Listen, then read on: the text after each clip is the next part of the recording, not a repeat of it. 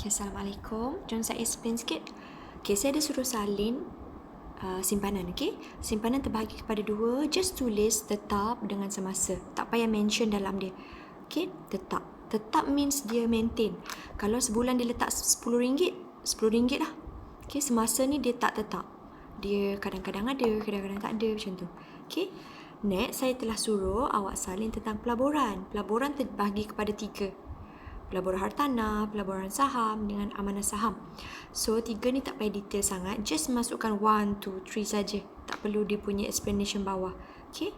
Yang penting kita tahu hartanah melibatkan tanah, saham dia melibatkan saham, dan amanah saham dia ada persen-persen dia yang disettlekan oleh bank. Okay?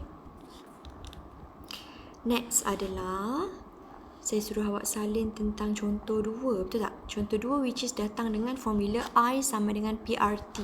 Okey, senang je. Contoh 2 tu dia bagi maksud pada awak di mana Encik Badrul menyimpan sebanyak 5,000.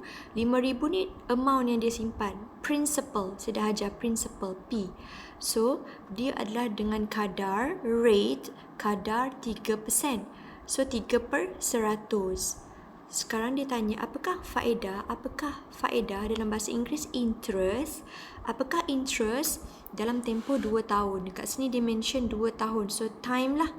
Time dalam tahun. So, dia dah mention kat sini kan? Hari ni saya nak ajar awak tekan calculator which is awak akan tekan. Tadi dia bagi tahu 5,000 betul? So, 5,000. Sorry, tak tekan on pula. Okay, 5,000. Awak akan darab dengan 3%. So, akan buat 3% per sen.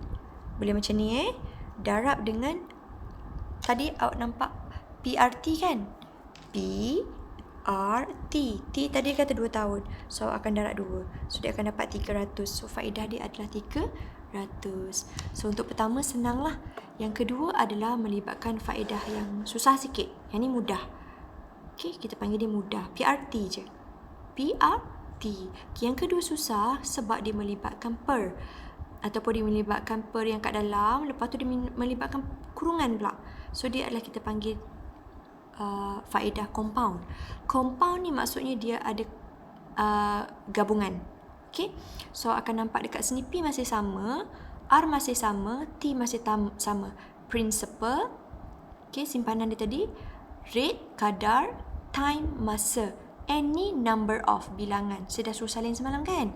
Okay. MV dalam bahasa Inggeris dia matured value. Dalam bahasa Melayu dia tempoh matang. Nilai matang. So dekat sini saya suruh awak salin contoh 6, betul? So untuk contoh 6 dia dah bagi contoh jawapan dekat dalam ni kan? Sekarang saya nak ajar awak tekan kalkulator. So kita start dengan bracket dulu. Okay? Okay, bila start dengan bracket ada nombor bulat dengan pecahan. So seperti biasa kita akan start dengan pecahan dulu. 4%, 4%, betul? Ini 4% ataupun kalau saya tekan lagi sekali dia akan dapat perpuluhan lah. Ini benda yang sama. So inilah 0.04 tu. Okay, 4% bahagikan, okay, ni answer ni ambil balik lah. Bahagikan dengan nilai 2.